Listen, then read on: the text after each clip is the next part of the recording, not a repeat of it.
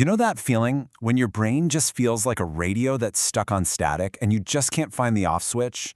Like you're just stuck thinking in circles? Well, if that sounds familiar, trust me, you are not alone.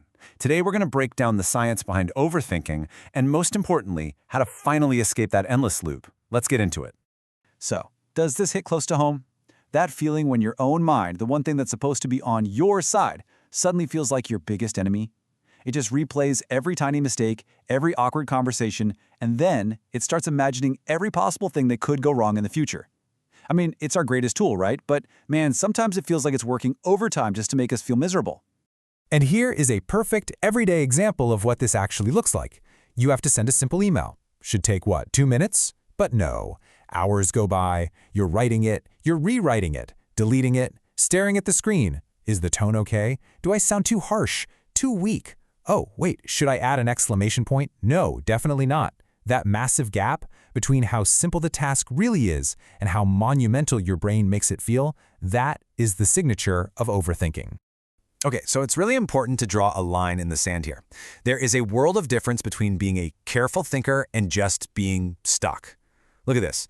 Careful thinking, it's productive. It moves you towards a solution. You actually feel clearer afterwards. But overthinking, it's the opposite. It just spins in circles with no end in sight. It leaves you feeling less clear, way more tense, and it completely paralyzes you from taking any action at all. So, if we're going to face this thing, we've got to understand its strategy first, right? We need to know its game plan. And here's the deal. Overthinking isn't just one big blob of anxiety. It's actually a clever game your mind plays, using two very specific battlegrounds, the past and the future.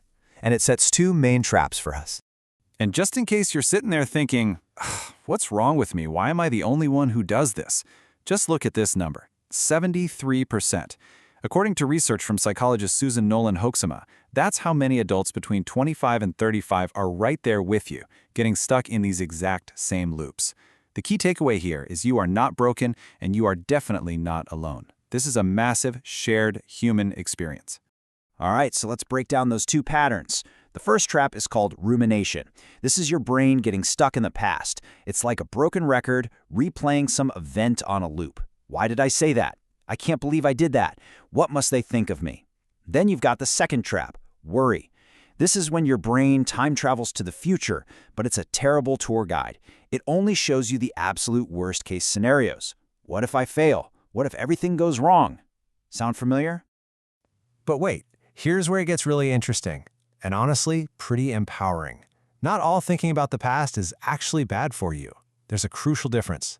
You've got destructive brooding. That's when you're just stewing in it, feeling helpless, asking, why am I like this? And then you have constructive reflection. This is active. This is about learning. Just making that tiny shift in your internal question from why am I like this to, okay, what can I learn from this for next time? I'm telling you, it's a total game changer. And what happens when these two thought patterns decide to team up on you? Well, you get this. Analysis paralysis. It's the perfect storm.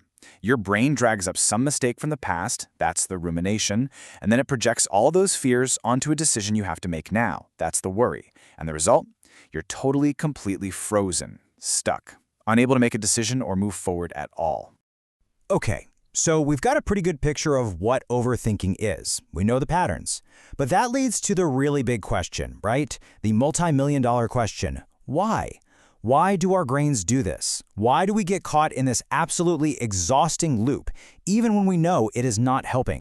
I mean, this is the real mystery of it all, isn't it? You know the scene. It's 2 o'clock in the morning. You're staring at the ceiling. Your mind is just racing. And you're literally telling yourself, okay, stop. Just stop thinking about this. But you can't. It feels completely out of your control. Well, let's finally find out why.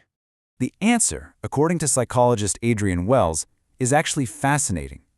He argues that the problem isn't your thoughts themselves. It's your beliefs about your thoughts. Let that sink in. He calls them metacognitive beliefs, and this is the engine that keeps the whole overthinking cycle running. And this whole thing works like a clever two-part trap.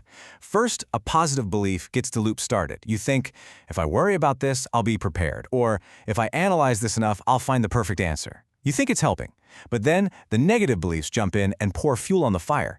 You start thinking, I can't stop this, or my worrying is going to drive me crazy. So now you're not just anxious about the problem, you're anxious about the fact that you're anxious. And boom, it's a vicious cycle. And this quote right here just nails it. It gets to the heart of the illusion. We overthink because, in a world full of uncertainty, it gives us a false sense of control. We believe we're actually solving a problem, but in reality, all we're doing is spinning our wheels, trying to control things that are fundamentally uncontrollable. Okay, enough about the problem. Let's get to the solution. How do we actually break this cycle and get out of the loop for good? We're going to cover 4 practical, science-backed strategies you can start using today to reclaim your mind. So here it is. Consider this your escape plan. We're going to learn how to shift our focus, make our thoughts concrete, schedule a worry time, yes, you heard that right, and engage our senses. And these aren't just little tricks, they are designed to specifically target the mechanisms that keep overthinking going. This first step is maybe the most powerful of them all. Overthinking thrives on those big, abstract why questions, like, why does this always happen to me?